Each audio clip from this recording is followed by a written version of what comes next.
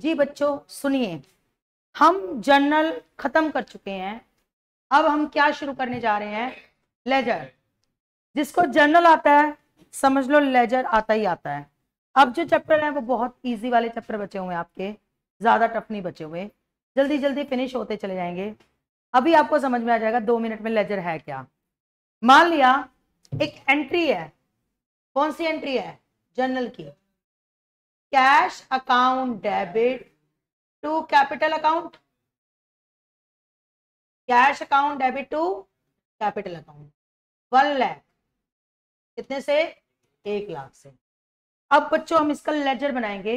अभी पूरे proper format में नहीं बना रही, पर फिर भी मैं दो छोटा सा फॉर्मेट बनाती हूं।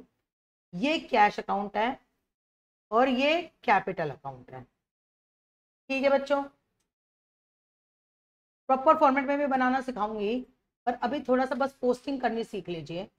ये कैश अकाउंट है, ये कैपिटल अकाउंट है। क्या मैम ये पूरा फॉर्मेट है? नहीं, अभी इसमें 2-3 चीजें ऐड होनी बाकी है, पर अगर ये समझ गए ना तो आपको वो फॉर्मेट कोई बहुत बड़ी बात नहीं है। इसमें क्या है?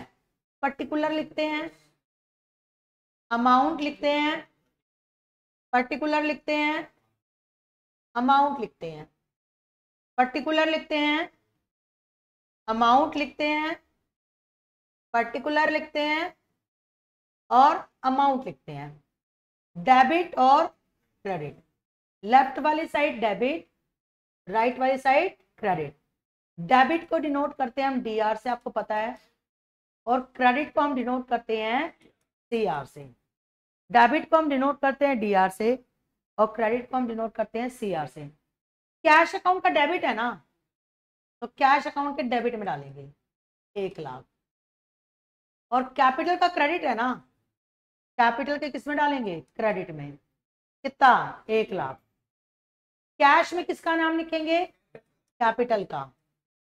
कैपिटल का कैश में किसका नाम लिखेंगे? और कैपिटल में किसका नाम लिखेंगे? कैश का। कैश में कैपिटल, कैपिटल में कैश, हो गया लेजर। यही है लेजर। जो जर्नल है ना उसी को अकाउंटों में डालना क्या कहलाता है? लेजर कहलाता है। समझे या नहीं समझे? हो गया ये चैप्टर खत्म, बस इतना सही है चैप्टर। जर्नल को पोस्ट करना है, किस में पोस्ट करना है? लेजर में। किस में पोस्ट करना है ना? प्लीज मेरी बात ध्यान से सुनिए। जैसे सपोज करो Ram account debit to sales account है, एक बार फिर बता रही हूं, Ram account debit to sales account 1 lakh. 1 lakh. हम कौन से 2 अकाउंट बनाएंगे? एक राम अकाउंट और एक सेल्स अकाउंट। एक कौन सा अकाउंट? राम अकाउंट और सेल्स अकाउंट।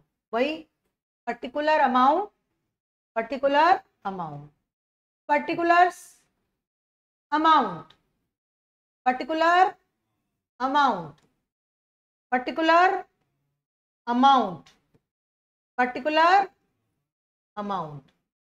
ये किसका अकाउंट हो गया? राम का। और ये किसका अकाउंट हो गया? सेल्स का। सेल्स का। हाँ जी ठीक है। राम अकाउंट के किस साइड में? डेबिट साइड में। लिख दिया। और राम में नाम लिखेंगे सेल्स का। राम में नाम किसका लिखेंगे? और सेल्स अकाउंट के क्रेडिट साइड में और सेल्स में किसका नाम लिखेंगे? राम का। हो गया, बस यही होती है लेजर पोस्टिंग।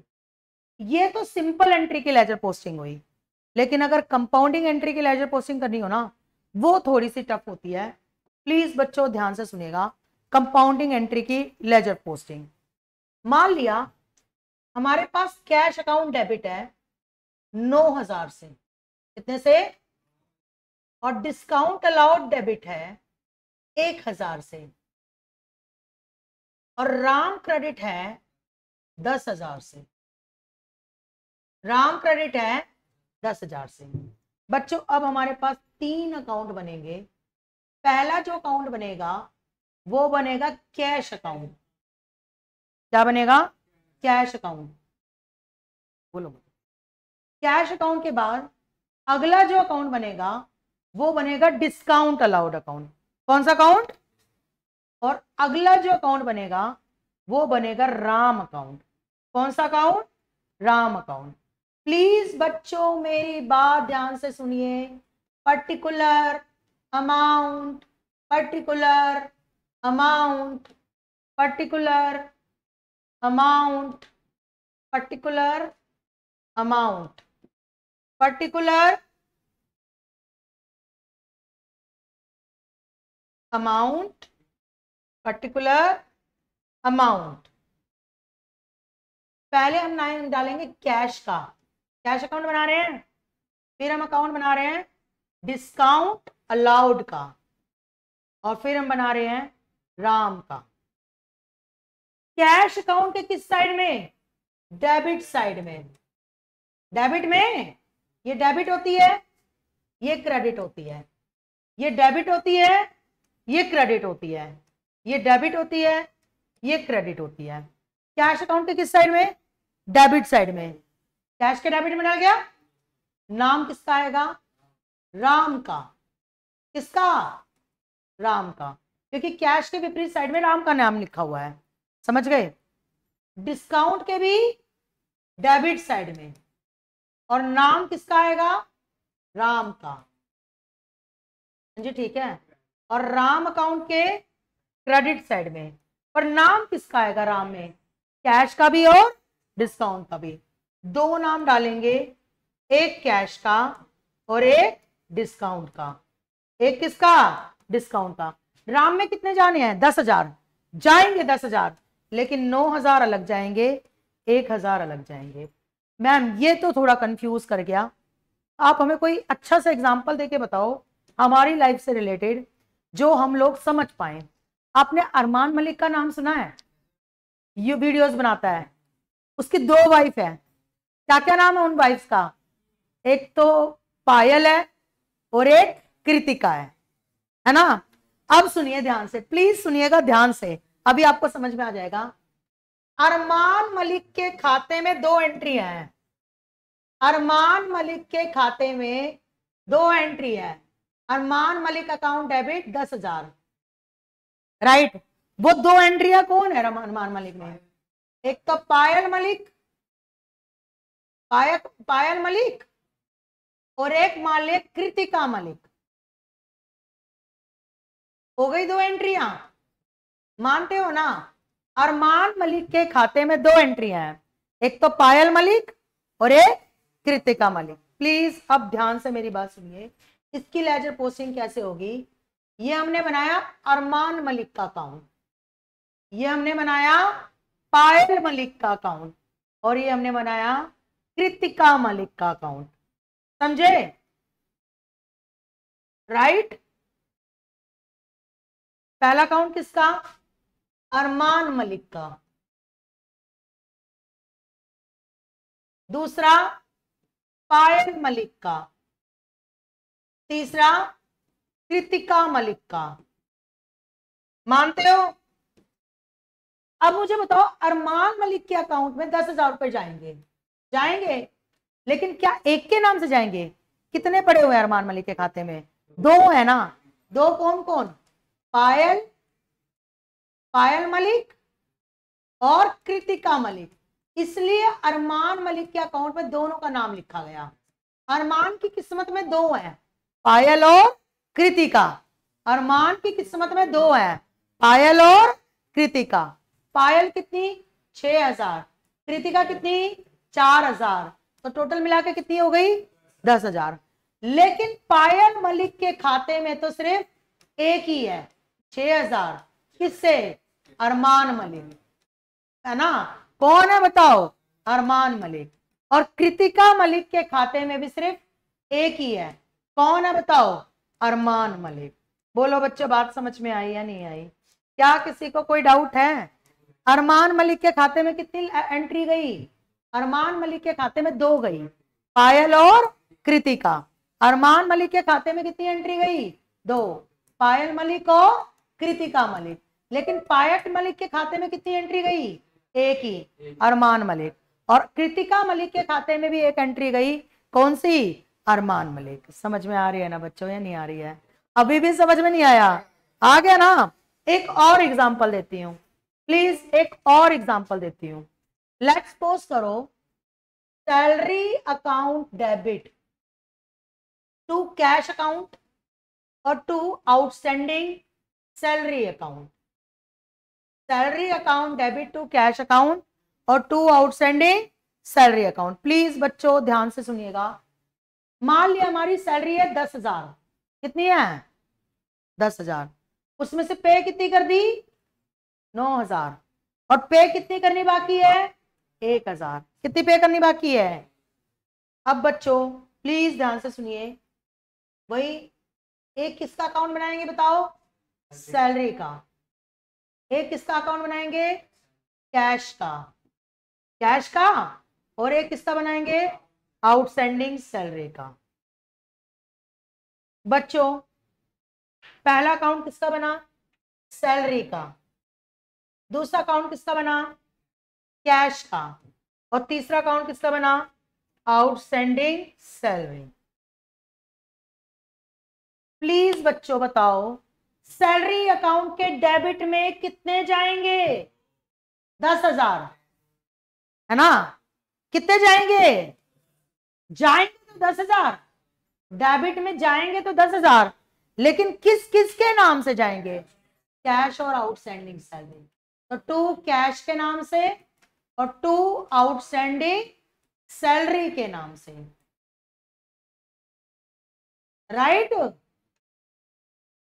कैश के नाम से 9,000 और आउटस्टैंडिंग सैलरी के नाम से 1,000। सैलरी में कितने गए? 10।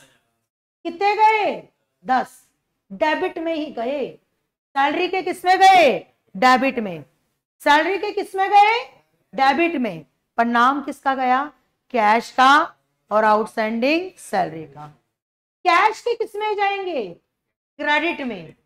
कैश के किस में जाएंगे? क्रेडिट में। पर नाम किसका जाएगा? सैलरी का। नाम किसका जाएगा? सैलरी का। समझ गए?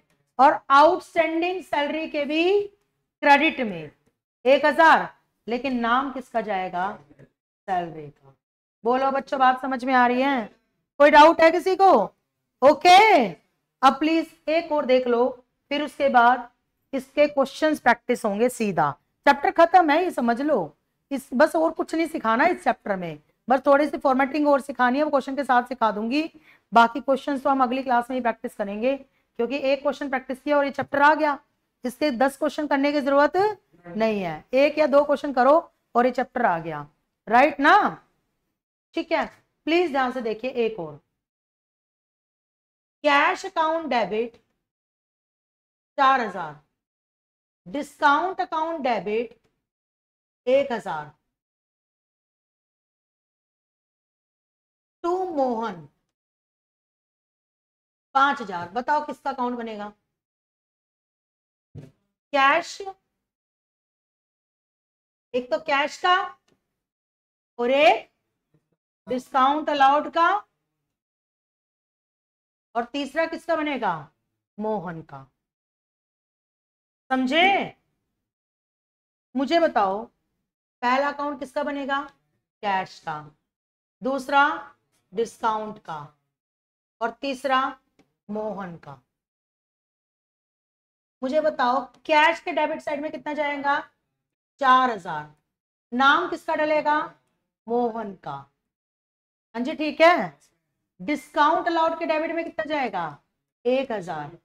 नाम किसका जाएगा? मोहन का। मोहन का। और मोहन अकाउंट के किस में? क्रेडिट में कितना जाएगा? 5।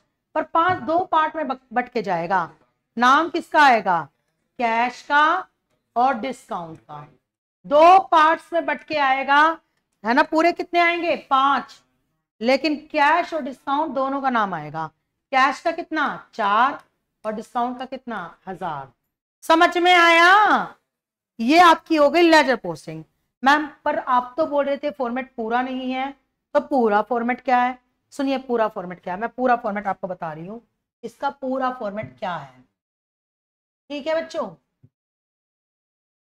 इसमें आपको पहला कॉलम बनाना होता है डेट का, क्योंकि किस दिन सेल हुई, किस दिन परचेज हुई, उसकी डेट डालनी पड़ेगी।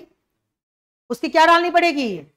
मान लिया, सुनो मेरी बात सुनो, जिस दिन मोहन से कैश रिसीव हुआ उस दिन की डेट तो डालनी पड़ेगी ना, या डेट का कॉलम बना के, या डेट का कॉलम बना के उसकी क्या डालनी पड़ेगी? डेट। तो पहला कॉलम बनेगा डेट का, दूसरा कॉलम जो बनता ही है किसका? ये दूसरा कॉलम पर्टिकुलर, किसका? पर्टिकुलर। तो इसका दूसरा कॉलम बनेगा पर्टिकुलर, पर्टिकुलर का, राइट। इसका एक तीसरा कॉलम बनेगा जिसका नाम होगा JF। क्या नाम होगा? हमने पहले जनरल एंट्री पास की होगी, उस जनरल एंट्री किसी पेज पे पास की होगी, उस पेज का नंबर डलता है इसमें। तो हम तो पेज का नंबर नहीं डालते ना, इसलिए हम JF के कॉलम को क्या छोड़ देते हैं? खाली। JF का मतलब होता है जर्नल फोलियो। क्या नाम होता है? नंबर मतलब होता है जर्नल फोलियो, मतलब उससे रिलेटेड जर्नल एंट्री जिस भी पेज पे पास की है उस पेज का यहाँ पर नंबर डलेगा। समझ गए? पर हम वो तो रियल लाइफ में कंपनियों में पेज नंबर डलते हैं, है ना। यहाँ पर हम जब बुक्स में बनाते हैं तो बुक्स में पेज नंबर नहीं डालते, तो इस JF के कॉलम को क्या छोड़ते हैं? खाली। इसको ब्लैंक छोड़ना है और यहाँ पे डलेगी अमाउंट। क्या डलेगी? फिर आपका कॉलम बनेगा किसका? डेट का। किसका? डेट का, समझे? फिर किसका? पर्टिकुलर। किसका? पर्टिकुलर। बोलो ठीक है। फिर किसका डलेगा बताओ? JF। JF यानी कि जनरल फोलियो। और फिर किसका? अमाउंट का। क्या आपको बात समझ में आई? ये पूरा जर्नल का लेजर का फॉर्मेट है। किसका फॉर्मेट है ये? लेजर का। स्पेलिंग गलत लिख दी, लेजर का फॉर्मेट है। और यहां पर आपको लिखना पड़ता है डेबिट और यहां पर लिखना पड़ता है क्रेडिट। बोलो बच्चों, बात समझ में आई? क्या किसी को कोई डाउट है? ये बात समझ में आई? अब मेरी बात ध्यान से सुनिए जो मैं बताने जा रही हूं। 1 अप्रैल को लेजर शुरू होगा और 31 मार्च को खत्म होगा, अगर आप फाइनेंशियल ईयर फॉलो करते हो तो। और अगर आप कैलेंडर ईयर फॉलो करते हो तो 1 जनवरी को शुरू होगा और 31 दिसंबर को खत्म होगा। 1 अप्रैल को जो देखो आपका स्कूल होता है, स्कूल कब शुरू होता है? 1 अप्रैल को। और उसका रिजल्ट कब आता है? 31 मार्च। अगर 1 अप्रैल 21 को स्कूल शुरू हुआ है तो 31 मार्च 22 को रिजल्ट आएगा। 1 अप्रैल 21 को रिजल्ट स्कूल शुरू हुआ है तो 31 मार्च 22 को क्या आएगा? रिजल्ट। 1 अप्रैल 21 को स्कूल शुरू हुआ है तो 31 मार्च 22 को उसका रिजल्ट आएगा। तो ये कहलाता है फाइनेंशियल ईयर। और जो स्कूल शुरू होगा 1 अप्रैल 22 से, उसका रिजल्ट कब आएगा? 31 मार्च 23 को। तो इसे कहते हैं हम फाइनेंशियल ईयर। कौन सा ईयर? तो जो अप्रैल के बैलेंस है ना वो होते हैं ओपनिंग, साल के शुरू के बैलेंस। और जो मार्च के बैलेंस होते हैं वो क्या होते हैं? क्लोजिंग, साल के अंत के बैलेंस। समझ गए या नहीं समझ गए? 1 अप्रैल के कौन से होते हैं और 31 मार्च के? 1 अप्रैल के ओपनिंग और 31 मार्च के? 1 अप्रैल के ओपनिंग और 31 मार्च के। अब एक होती है आपकी एसेट और एक होती है लायबिलिटी। प्लीज बच्चों सुनना ध्यान से। 1 अप्रैल को जितनी एसेट होगी ना, 1 अप्रैल को जितनी एसेट होगी उसे लिखा जाएगा टू बैलेंस BD के नाम से। किस नाम से? To balance BD। इस अमाउंट यहां लिख देंगे। 1 अप्रैल को मान ले 10 लाख की बिल्डिंग है। कितने की बिल्डिंग है? 10 लाख की। तो उसे लिखा जाएगा टू बैलेंस BD के नाम से। यहां आएगी आपकी ओपनिंग एसेट। क्या आएगी? और जो 31 मार्च को एसेट होगी वो लिखा जाएगा बाय बैलेंस CD के नाम से। यानी यहां पर आएगी क्लोजिंग एसेट। मतलब समझो 1 अप्रैल को आपकी बिल्डिंग थी 10 लाख की, तो ये ओपनिंग एसेट के नाम से आ जाएगी। और 31 मार्च को आपने 5 लाख की बिल्डिंग और खरीद ली तो आपकी बिल्डिंग कितने की हो गई? 15 लाख की। तो वो क्लोजिंग एसेट के नाम से आ जाएगी। समझिए या नहीं समझे? प्लीज मेरी बात समझिए। 1 अप्रैल को मेरे पास एक AC था 50,000 रुपए का, तो ओपनिंग एसेट कितनी हो गई? 50,000। और 31 मार्च को मेरे पास 2 AC हो गए 1 लाख रुपए के, तो क्लोजिंग एसेट कितनी हो गई? 1 लाख। समझ में आ रही है ना बच्चों? तो ओपनिंग एसेट यहां और क्लोजिंग एसेट यहां। समझ में आ रही है ना बच्चों? लेकिन लायबिलिटी भी हो सकती है। क्या हो सकती है? लायबिलिटी। अगर ओपनिंग लायबिलिटी हो तो यहां आएगी बाय बैलेंस BD। क्या आएगी ये? Opening liability. मान लो शुरुआत में हमने बैंक से लोन ले रखा था 1 लाख रुपया, कितना ले रखा था 1 लाख, तो ये ओपनिंग लायबिलिटी हो गई। अब उसमें से 20,000 चुका दिया, 20,000, कितना लोन बचा 80,000, तो ये किस नाम से आएगा, टू बैलेंस सीडी के नाम से। सीडी के नाम मतलब क्लोजिंग लायबिलिटी। कौन सी लायबिलिटी, क्लोजिंग लायबिलिटी। बोलो बच्चों बात समझ में आई, क्या किसी को कोई डाउट है? और यहाँ पे कर देंगे टोटल, क्या कर देंगे, टोटल। टोटल मैं दोबारा कर देती हूँ, टोटल दूसरे पेज से कर देती हूँ पेन से। तो ये हम कर देंगे टोटल, टोटल यहाँ पर हम आमने सामने करते हैं, बिल्कुल टोटल, टोटल बिल्कुल आमने सामने करते हैं। ये टोटल हो गया और ये क्या हो गया, टोटल। समझ गए? ओपनिंग एसेट किसमें आती है, लेफ्ट में, क्योंकि एसेट का कौन सा बैलेंस होता है, डेबिट। और क्लोजिंग एसेट किसमें आती है, राइट में। ओपनिंग लायबिलिटी किसमें आती है, राइट में, और क्लोजिंग लायबिलिटी किसमें आती है, लेफ्ट में। 1 लाख की लायबिलिटी थी, उसमें से 20,000 चुका दिए, तो कितने की लायबिलिटी रह गई, 80। तो यहाँ पे 1 लाख आएंगे, यहाँ पे 80 आएंगे। 1 लाख की एसेट थी, 20,000 की बेच दी, तो 1 लाख में से कितने की रह गई, 80 की। तो 1 लाख की यहाँ पे और 80,000 की यहाँ पे। समझ में आ रही है ना बच्चों? तो ये हमारे लेजर बनते हैं। बीडी का मतलब होता है, बीडी का मतलब होता है ब्रॉट डाउन। क्या मतलब होता है, ब्रॉट डाउन मतलब जो पिछले साल से उठ के आया, जो पिछले साल से आया उठ के, वही तो ओपनिंग हुआ। ब्रॉट मतलब लाया गया, डाउन मतलब नीचे, जो पिछले साल से नीचे लाया गया। तो ये क्या हो गया बताओ, ओपनिंग। ओपनिंग हो गया भाई, पीछे से जो आया है वो ओपनिंग है। भाई कल का दूध जो आज सुबह बचा पड़ा है वो ओपनिंग ही तो है। कल रात का दूध पीछे से आया है, वो आज सुबह बचा पड़ा है, तो वो क्या है, ओपनिंग। और सीडी का मतलब होता है कैरिड डाउन। क्या होता है, कैरिड डाउन। कैरिड डाउन मतलब क्लोजिंग। क्लोजिंग मतलब जो आगे लेके जाया जाएगा, जो आज रात को दूध बचेगा उसको हम कल लेके जाएंगे आगे। समझ में आ रही है ना बात? तो ब्रॉट डाउन का मतलब ओपनिंग, ब्रॉट डाउन का मतलब ओपनिंग, और कैरी डाउन का मतलब क्लोजिंग। समझ गए या नहीं समझ गए? बीडी किसके लिए लिखा जाता है, ओपनिंग के लिए, और सीडी किसके लिए लिखा जाता है। तो ये लेजर का प्रॉपर फॉर्मेट है, जिसमें जेएफ के कॉलम में आपको कुछ भी नहीं डालना। जेएफ के कॉलम में आपको क्या नहीं डालना, कुछ भी नहीं डालना। डेट के कॉलम में बस आपको डेट डालनी है ना, और पर्टिकुलर में तो मैंने बता ही दिया क्या डालना है। अमाउंट के कॉलम में आपको अमाउंट डालनी है। तो ये प्रॉपर पूरा लेजर का क्या है, फॉर्मेट है। इसके जो क्वेश्चन है वो हम नेक्स्ट क्लास में करेंगे। समझ में आ रही है बच्चों या नहीं आ रही है? ये चैप्टर आपका फिनिश हो गया, बस इसके क्वेश्चन प्रैक्टिस करने रह गए, वो हम आपसे नेक्स्ट क्लास में करेंगे, क्योंकि वीडियो बहुत लंबी हो जाएगी और आपको समझ में नहीं आएगा, फिर ज्यादा लेना मुश्किल हो जाता है, स्पेशली ऑनलाइन। ठीक है बच्चों, thank you so much, bye.